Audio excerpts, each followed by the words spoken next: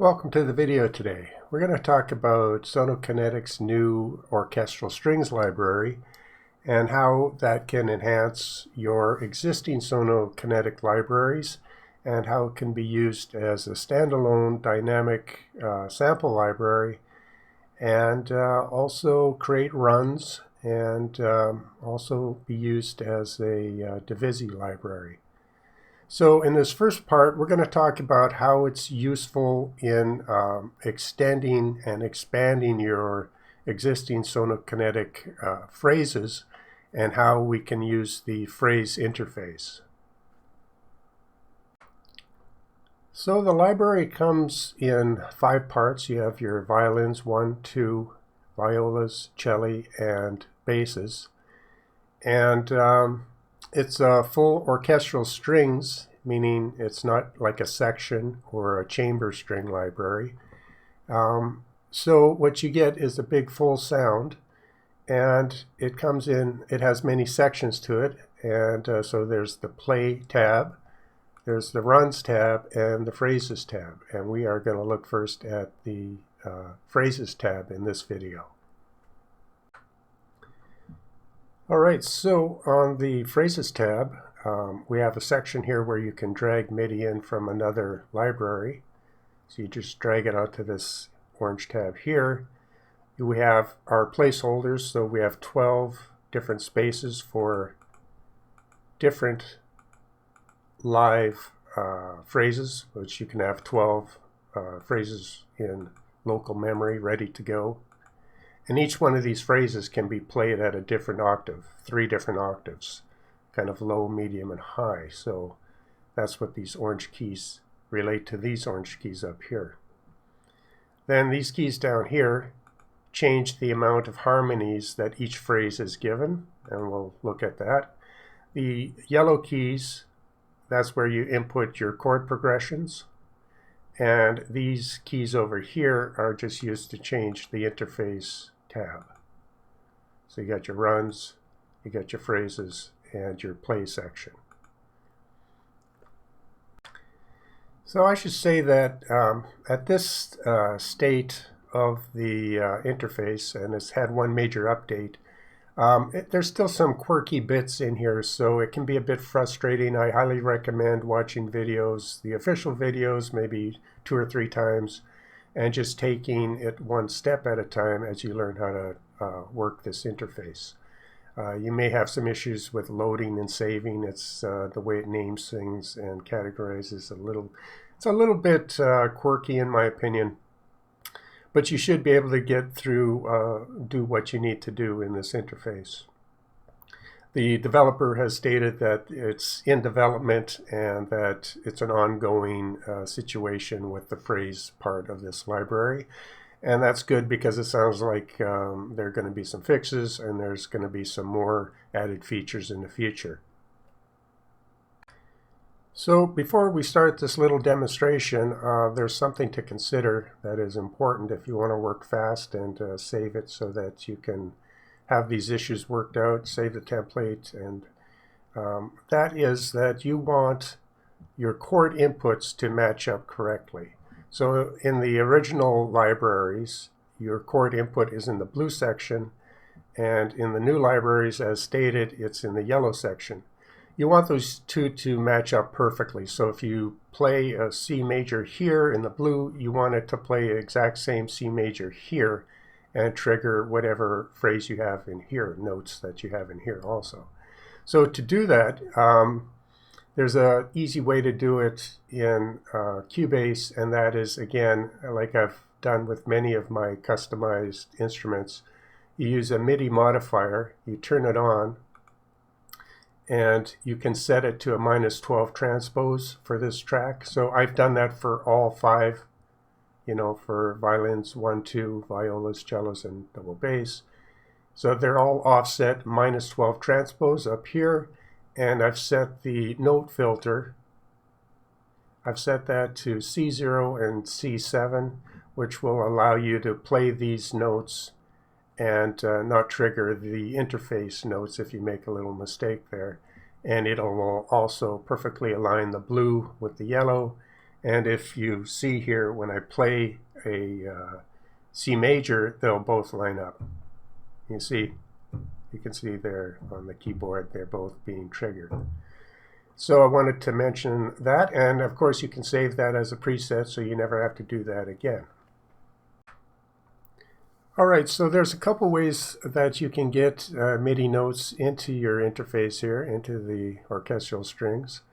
And that is, you can play it in live, or you can drag in MIDI from various sources, from your DAW or from other VSTs, including all the Sono products. So the way you would do that, if you want to play it in live, is you would go to the Play tab here, and you would select something that makes sense for the type of phrase that you want to play in. Let's go with a staccato for a little demo. And then we can use a hotkey over here to get back to the phrase tab, or you can use these up here. We see this little dot, so if I turn that on, it's going to give me a little quantized cue to help me. And I can now play, as you've seen the keyboard change to the playable area is the bright blue. And as long as I play in that range, whenever I choose to start, it will start recording that little phrase. So we could go something like, and just click off out of the range and it stops, or hit the stop button or the button again. So now we have a simple little note sequence or phrase inside the engine, and we can choose to, it will automatically follow our chord changes here, or if we have a chord progression in the yellow. So since we have that all synced up, right now I have Maximo turned off and just this violins 1. When I play a C major, now that's not a very interesting little phrase, but you will see that it follows my chord changes.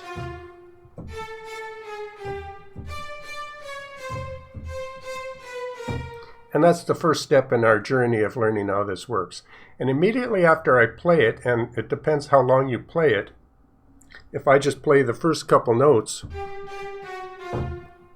and then this MIDI pops up after I let up, that means that it's just recorded that first 4 notes. And I can click and drag this into my DAW now as a MIDI drag. But if I play the whole thing,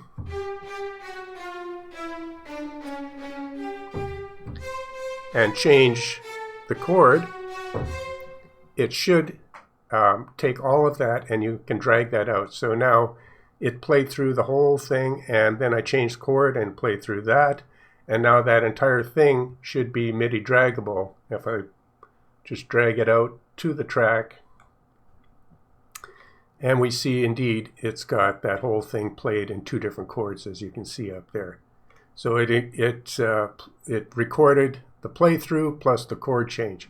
So the point I'm making is this MIDI drag, whatever you hold down in the chords that you play, be it 1 note, 2 notes, or many different chord changes and many notes, it will record whatever you keep pressed down.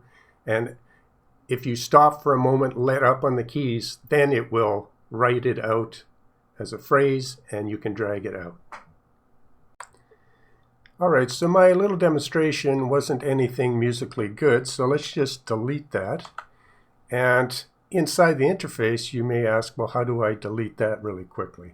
You can, since it's in section number 1 here, you get a full octave of live type of placeholders for your sequences or your progressions here. You can just see that those are all ready to go, and the first one has. Now you're saying, well, where did those notes go? And this is one of the quirks of the interface. I just have to, press down a chord and it'll pop up again. And it didn't because I forgot you have to use this down there. So you click that button down there. And sometimes it will click in if you change chords, but you'll notice that sometimes you run across the quirkiness of the interface.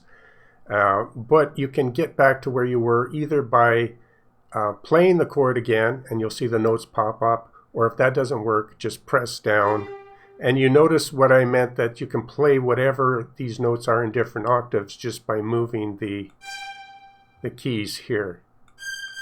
And that corresponds to the first placement. If we had something way back here in this section here, I would use that key to change octaves up and down, right? So we're in the first section here. That's why I use the C note.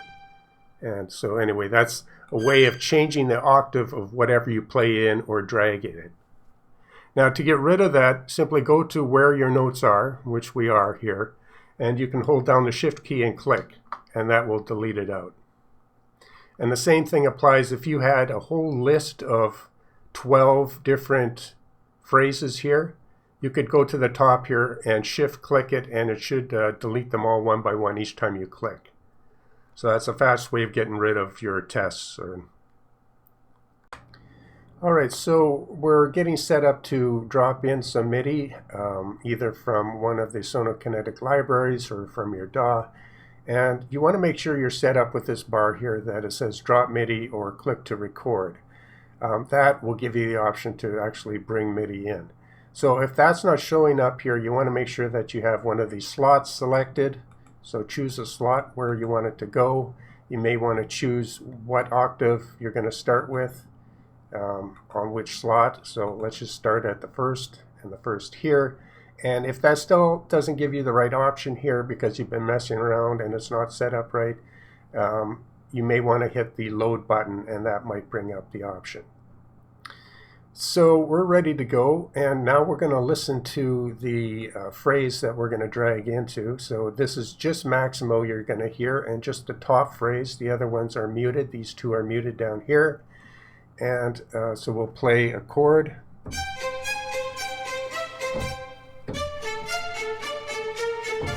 So that's ready to go, and that's what the original sounds like. And to see what that's made up of, we go here, we click that button. We see it's made up of violins 1, violins 2. We see the notes, and sometimes it will even tell you the articulation. And so we know we're dealing with 2 lines of notes here. We only need 1 because we have violins 1 here. But I'm thinking I'm going to open violins 2 and get that ready to receive, and we're going to drag it in. We're going to drag in separate lines here into violins 1 and violins 2.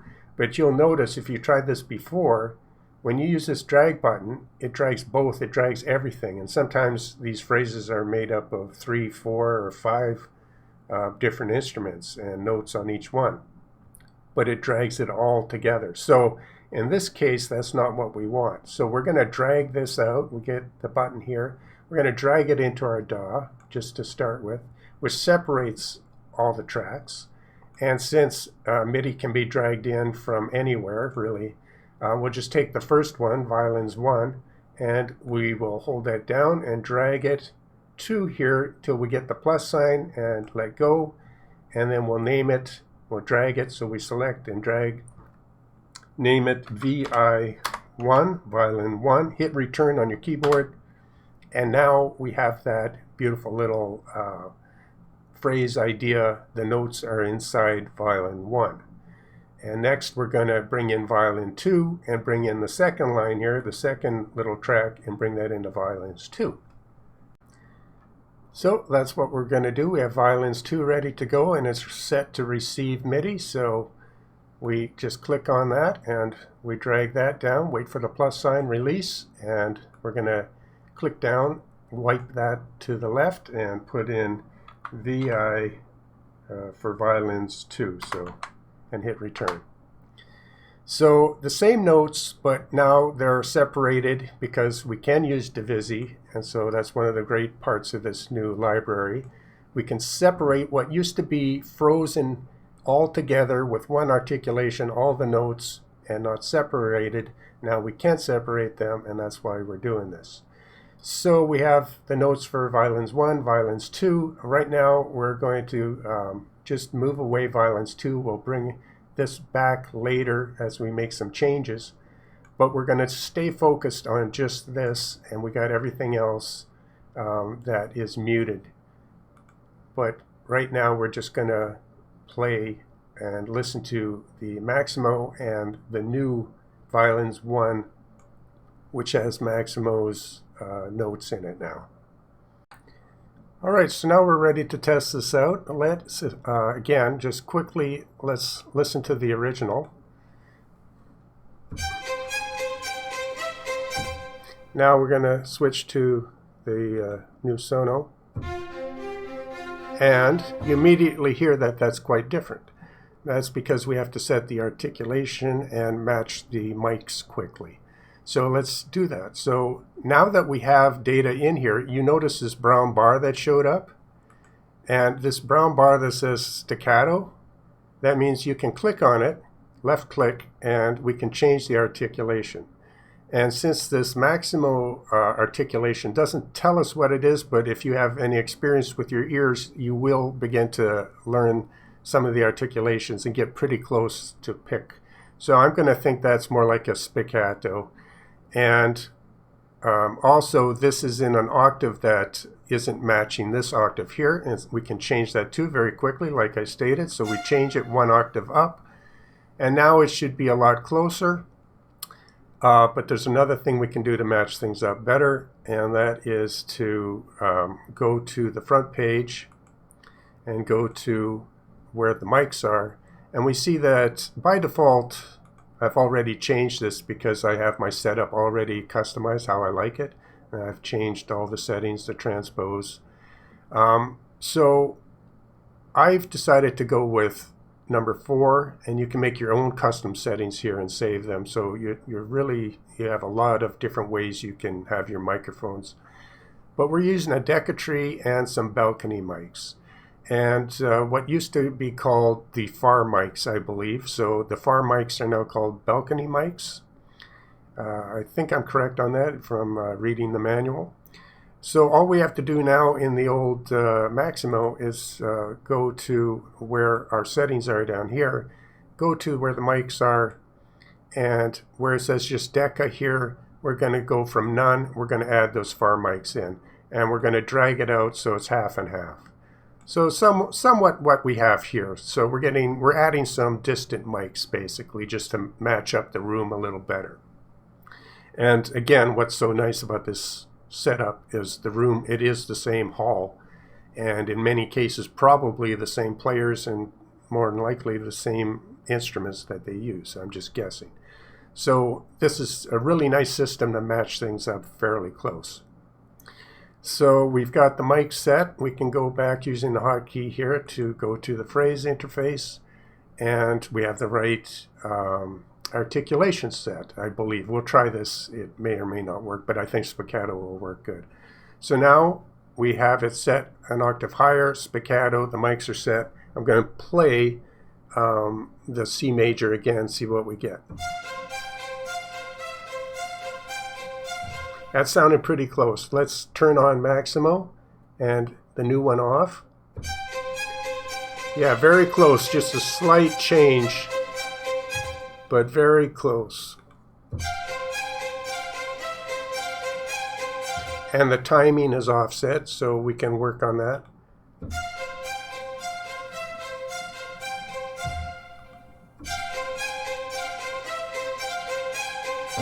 So all we have to do, since this is not playing in time with this phrase up here exactly, let's go back and see if we can change that for the better.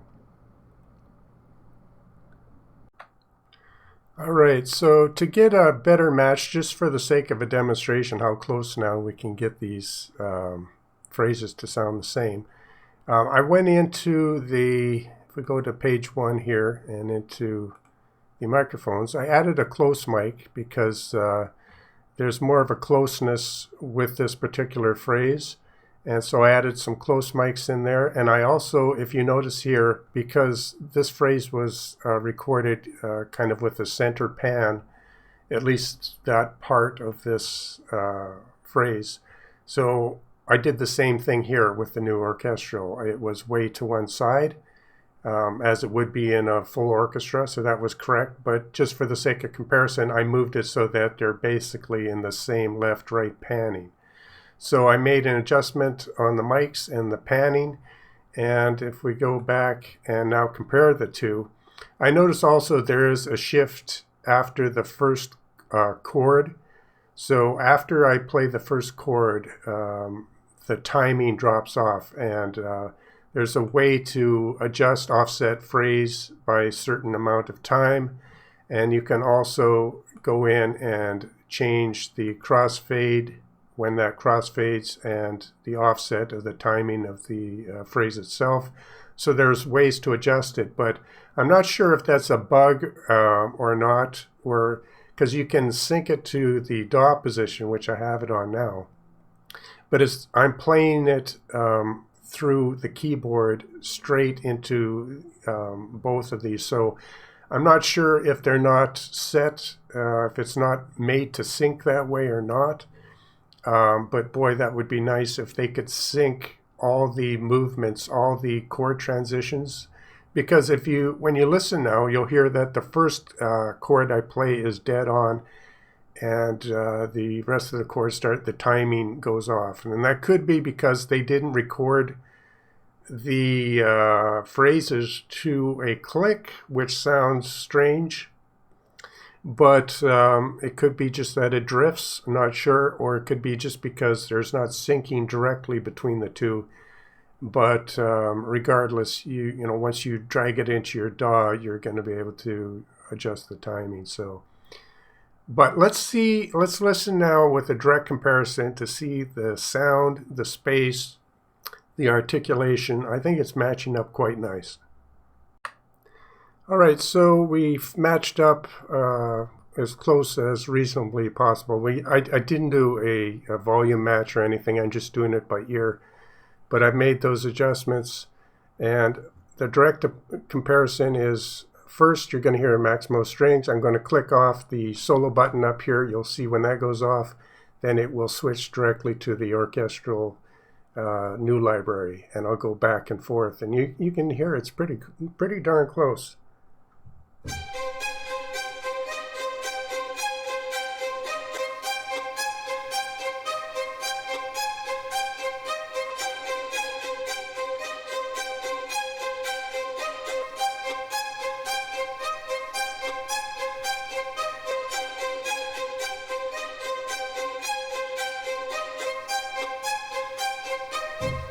So just going by ear and not spending that much time on it, I bet you if you matched the volume really precisely and went into the, because it's the microphones at this point, the differences in how I've got this placed, because it's two different systems. But if you were to actually, I've got limited monitor capability here. I have a good set of headphones, but my monitors are starting to lack in preciseness. So, but if you had a very good monitor set, you could probably go in here and do some tweaking and get it almost dead on. Because what is it? It's probably the same instruments, could be the same player. It's the same hall, same microphone, same placements. It's just matching those placements up in the interface here. But that is, you know, just as an experiment to see how close you can get, pretty amazing. Now, we are going to look at, okay, so once you match them up, what can you do?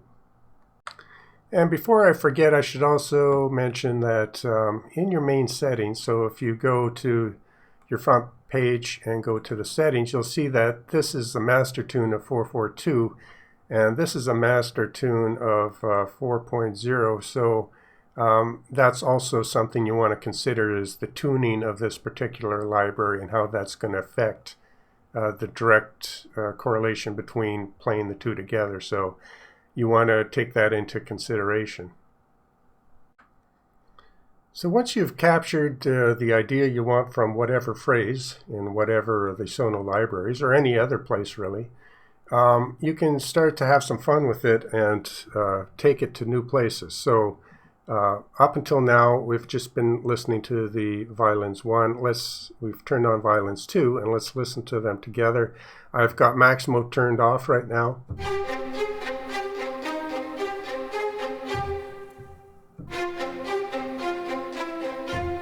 So now we can say, if we go down here, we can click on Show Phrase Analysis, and we can see the tonality is set here. Now this isn't the chords that you play in. It's when you bring in MIDI data or you play something into it, it's going to select a basic tonality for that. And you can change that here with some suggestions, or you can go into here and change it very specifically.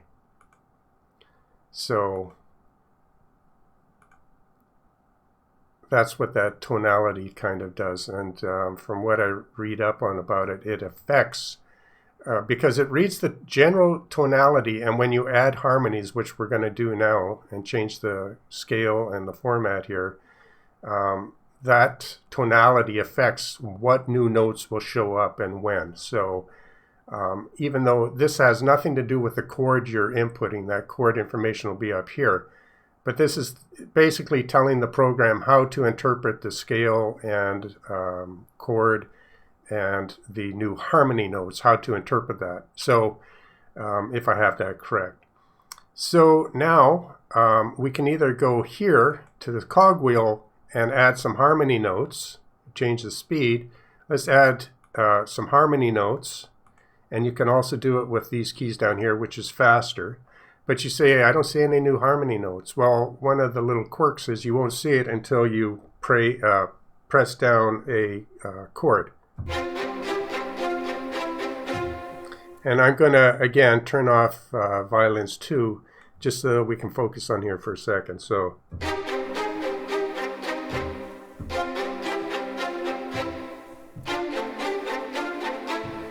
you can see how the different notes are being interpreted according to what rules you have set up here. If I switch it, right now it's at scale, so it will take this interpretation and add harmony notes according to the scale I'm in, which may not be perfectly what you had in mind, but it might add some spicy notes that are still within the scale. Or you can shift it to chord, which will be more of your original idea.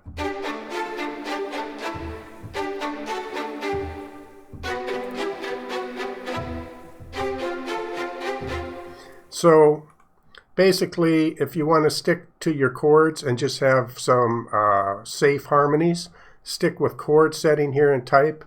If you want to go chromatic and do it kind of manually, just by steps, or if you want to stick to a scale, which will add a little spice in according to what scale you might draw in some extra notes in the scale, you can try that. If you want to stay safe, though, when you're learning this, just maybe stick with chord.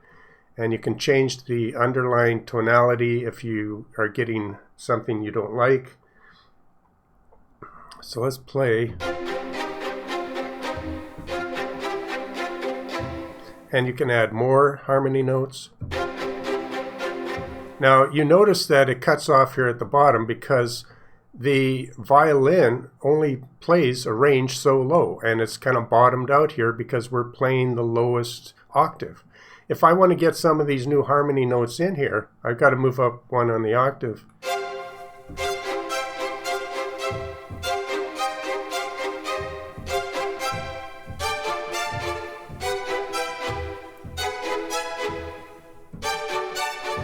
So you can see how harmonies are added in according to what rules you set up. And the length also changes. I could change it to 8 beats, which means the timing is going to change. So now if I turn on violin 2,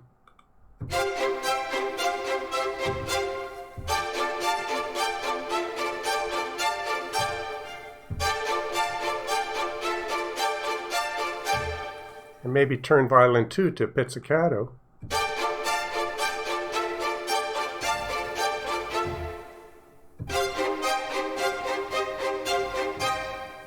and let's just turn off violin 1 so we can hear that pizzicato a little better. So now you can change their articulations, you can change the interpretation of the tonality, how the new harmony notes are created according to what rules here. You can change the beats.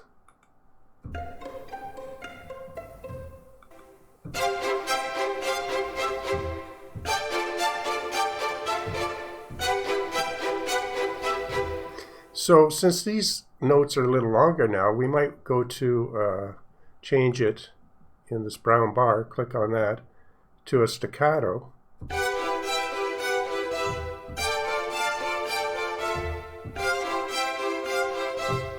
Now, you may want to go back to your original, so it won't make the changes here. So even though I took off the harmony notes, you won't see it reflected up here. To again, I press down a chord. That's just one of the quirks of the system. But we've turned off all our harmony notes here. And now we're going to manipulate some of these notes manually and change them how we like. All right, so right now, because I was experimenting and trying different things, we're going to back off, and we've got a lot of notes going on here. So we're going to just back off, get back to kind of where we're started from. And so if I hit the chord again, and we're going to focus, so I'm going to turn and just so that we can hear this one violin. As soon as I play a chord, it updates, and we're back to kind of where we started. And so to edit a note manually, all you have to do is click on it, and you get a pop-up. Do you want to edit the current where you're started from, or do you want to edit from a modification? And there may be some quirkiness with this. I've tested, but really all I need to do is edit vanilla where I started from. Click that. And now when I click a note, it turns orange, and I can move it where I want. So I can move it up here. I can move it in time. And I can also change the length of it if I can get my little mouse to. So you're able to do the standard type of changes. But if you want a grid, if this grid is too small, then just go to a smaller grid. And so you're able to get a lot of things done. And really, it's at this point, because you can drag out the MIDI, as I've shown you. So you just play it with the new changes, drag out the MIDI, and then you can, of course, use all the power of the DAW to really edit. But I think where this comes in handy and why you would want to edit in here is just the sheer speed of how you can work once you get this set up. Because really, I spent time setting up all these tracks, but once it's done, it's done. And you really just have to open up the session. And I may call this Sono Orchestral Strings. And when I open it up, I can just open up any of the other Sono libraries. And I know that my chords are going to match and whatnot. So now I'm going to chord mode here. And even though I'm just making really small edits, you're going to see, and if I click down and hold Control and click again, it will delete that. If I click it, make it active, hold down Alt, I can make a copy of that. So let's maybe just go something like that for a little motif up here, a little. And now when I go to add a harmony, it's going to harmonize these new edits according to what I have here. So I'm going to have it, and you can see it updates there. You don't necessarily have to play a chord. You can update it by changing here. So I want it to, the tonality is the same, but I've made some edits and changed the chord mode, added a harmony. Now let's hear that.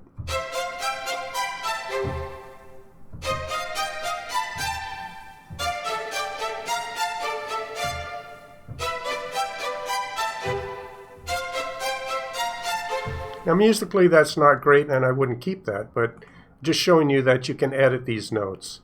And when we play it with everything else, you can see how the harmony is making things, work together.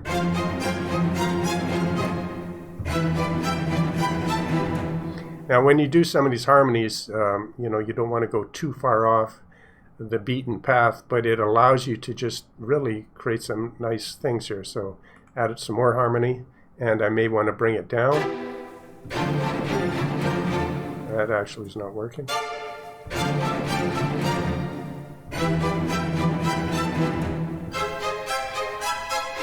That's kind of nice for the high end here.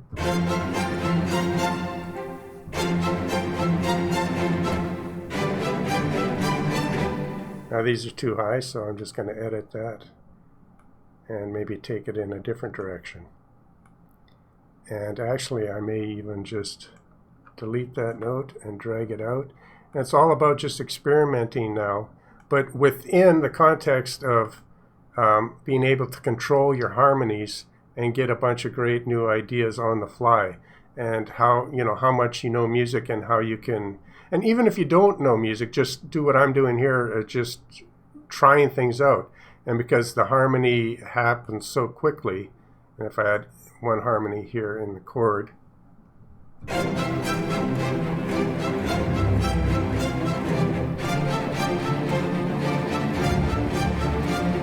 change this to staccato,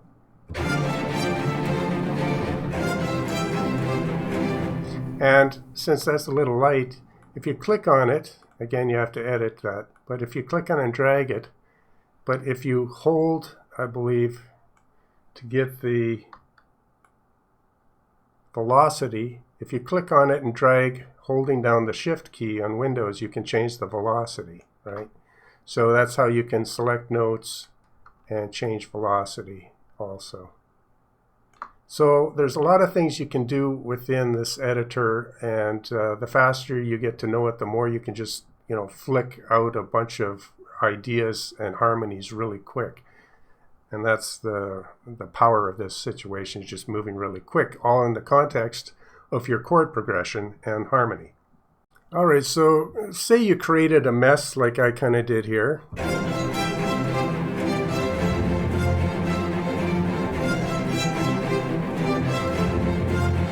And say you just want to start over. So you're still in position 1, so this is just your first phrase idea for this instrument. Each one has 12 slots, and you can save and load slots, so you're not limited that way.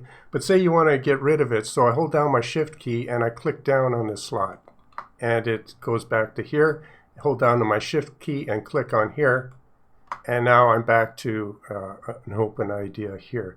So just to change things around, we can solo this again, and now I can just, once I click that, when I'm ready, I can play my own little idea, which any crappy thing to start with, but I want to show you how far you can go with something when it's kind of in context and harmonized. Even something really garbage can be turned into something good often. So let's go back, and in the context of the rest of the instruments and the chord progression, we turn on a bit of harmony, hit a C major,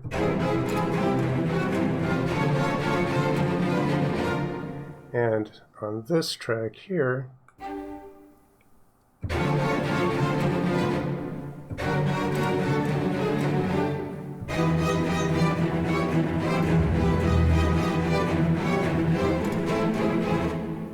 and this is chromatic right now. I want it to chord or scale. See how much better that is, because it's hearing, even though my chords, what I really just put in with the keyboard was just gibberish. But look what it's doing. It's trying to make it musical.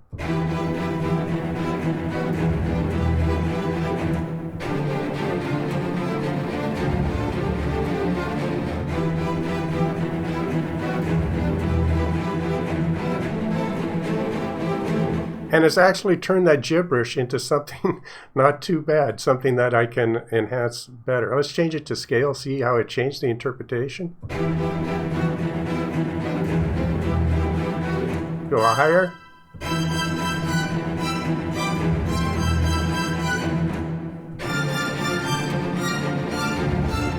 Too high.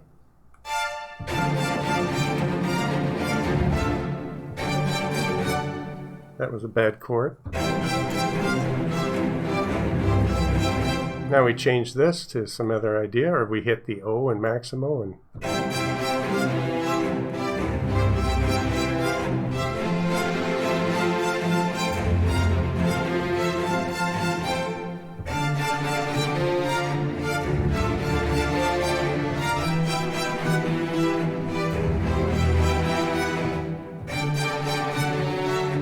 hit the O again.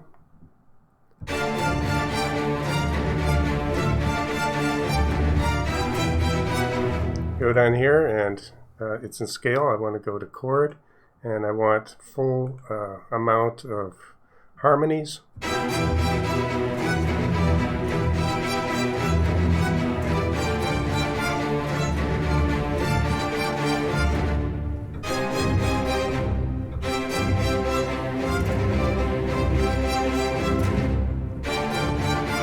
So I'm not going to try to create something that sounds beautiful here, but you can see that the gibberish that I originally typed in, the program with the harmony, and if you put in some good chords, it's going to turn out something musical that fits in with the rest of whatever these libraries that you choose to work with. So that's the video today. How you start with a phrase that used to be frozen and not really editable, you know, and you had limited amount of chords. And through my videos, I've showed how you can get the most out of those available chords and try to really copy that idea using VSL or other instruments. But now we have, you know, the full string library sampled and sampled dynamically so that we can match them up faster and better. And we have the ability to add harmony notes and to change how it works, the length. You can do a lot of edits in here. And if we just change the grid, we can really get into detail how we want to change this to 16th triplets. And we want to edit that. And now we go back.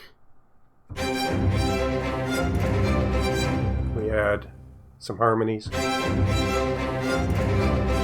So that original idea is, you know, which was gibberish. Just I typed in with my left hand, stretch over, just, you know, but it's trying to turn it into something musical. And you have a lot of different rules set here on each one of these instruments to help you do that. I really like it, and I think it's the workflow is going to really speed up because I was able to match up these the chord areas to play in my large template. It's totally, you know, I can use this in my RTS system because it uses the same system as any other Sono product, which I've already worked out how to do that. So for me, this is really a great bonus to if you look at, you know, the actual sample set itself is a great standard sample set, and there are videos to be made on, you know, how this works in these different pages here. But just the phrases alone, really a fast way to sketch, a fast way to get the most out of your all the phrase libraries that you have. So, you know, all your phrase libraries have just, you know, the value of them has skyrocketed because you can take those ideas. And to think that woodwinds and brass libraries are on the way. I'm assuming the brass library, they'll do the same thing. So yeah, it's going to be a great system, and they're going to enhance it and make it better. So that's the video. Hope you enjoyed it, and we'll see you on the next one.